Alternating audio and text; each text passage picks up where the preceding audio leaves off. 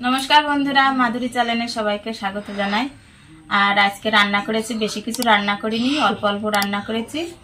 আমরা যাব এক জায়গায় নেমন্তন্নয়, তাই সেখানে নেমন্তন্নয় যাব যখন তখন বাড়িতে রান্না করে তো কোনো নষ্ট করে লাভ নেই, তাই অল্প অল্প রান্না করেছি।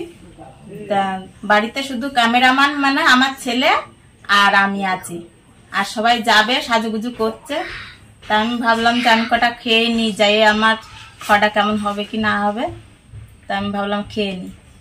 আমার আবার ওই বেশি মশলার জিনিস আমি খেতে পারি না, বাড়িতে যেরকম নর্মাল রান্না হয় আমি সেরকমই খাই। তাই দেখো বন্ধুরা আমি কি কি রান্না করেছি। গরম ভাত তো রান্না করেইছি, দেখাচ্ছি।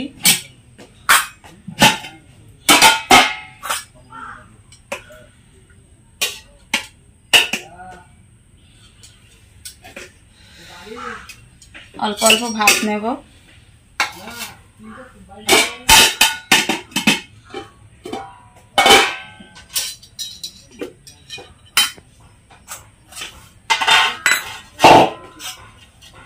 এই দেখো রান্না করেছি চিংড়ি মাছ রান্না করেছি আলু দিয়ে আর পটল দিয়ে, একটু ঝোল করেছি, বেশি ঝোল করেনি, অল্প ঝোল করেছি যাতে সবাই একটু একটু খেতে পারি তার জন্য।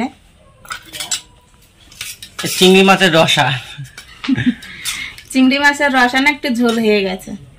চিংড়ি মাছের রসা খারাপ হয়নি, তাও ঝোল কোথায় হয়েছে? এইটুকু যদি ঝোল না থাকে তা ভাত খাবো কি করে বলো?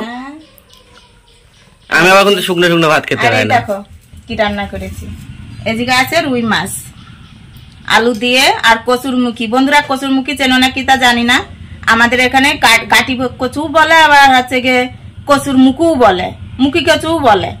তা তাই দিয়ে ঝোল করেছি, কাঁচা লঙ্কা দিয়ে ঝোল করেছি, কাঁচা লঙ্কা চিড়ে দিয়ে।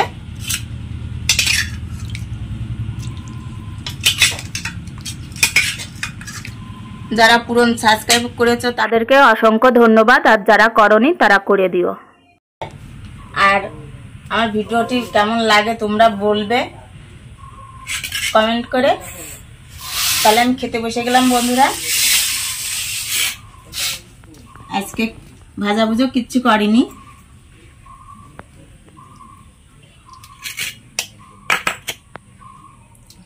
সবকিছুই গরম গরম আছে। দেখো আমি একটা মাছ খেয়ে নিই, আমার হচ্ছে গিয়ে এই চিংড়ি মাছটা খুব ভালো লাগে, হেভি হয়েছে।